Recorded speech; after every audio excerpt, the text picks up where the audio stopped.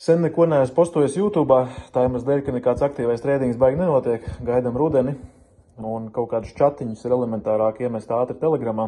Bet, lai kanāls galīgi nenomir, izdomāju uztaisīt tādu mazu konkursiņu, čista raģi prikola.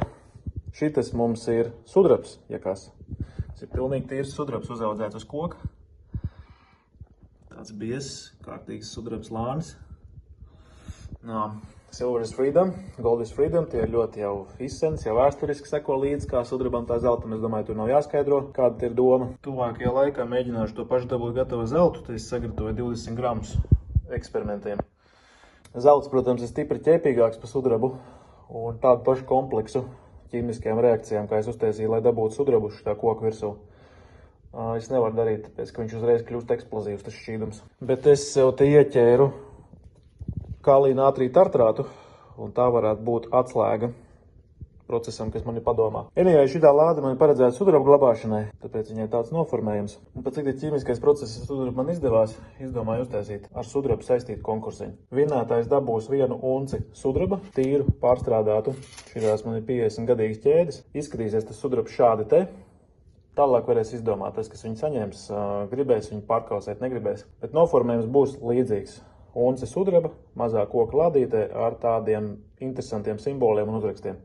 Nespoilošu, kas tas būs, bet es domāju, ka būs ļoti skaisti. Šodien ir 15. jūlijas, trešdiena. Iedosim tam konkursam 2 nedēļas laika. Un tātad 29. trešdiena. Viņš noslēdzās. Es biju domājis par kaut kādām kosmiskajām tehnoloģijām saistībā ar noteikumiem, bet davai nekādas kosmiskās tehnoloģijas netaisīsim. 2 lietas. Katram ir kaut kāda savu sociālie tīkli, kādam Facebook, kādam kaut kādiem draugiem.cl, kādam vēl kaut kas. Šito vidīku nošērojam savā sociālajā tīklā kaut kādā. Un komentārā zem šīta video YouTube'ā pareģojam, kāda būs sudraba cena 29. datumā pusdienas laikā, 12:00 pēc Latvijas laika, viņš tiek nofiksēts. Mazs postskriptums. Apstrādājot video, es sapratu, ka varētu būt diezgan muļķīgi skatīties CFD cenu, pat cik viņas uz brokeriem atšķirās. Tāpēc izmantojam Silver Futures cenu. Viņa pilnīgi visur būs viena un tā pati un neradīsies liekas domstarpības. Tas, kas būs trāpījis vistuvāk vai desmitniekā, kā saka, tas arī būs uzvarētājs. Pieņemsim, kāds ierakstīs sudrabs 29. jūlijā.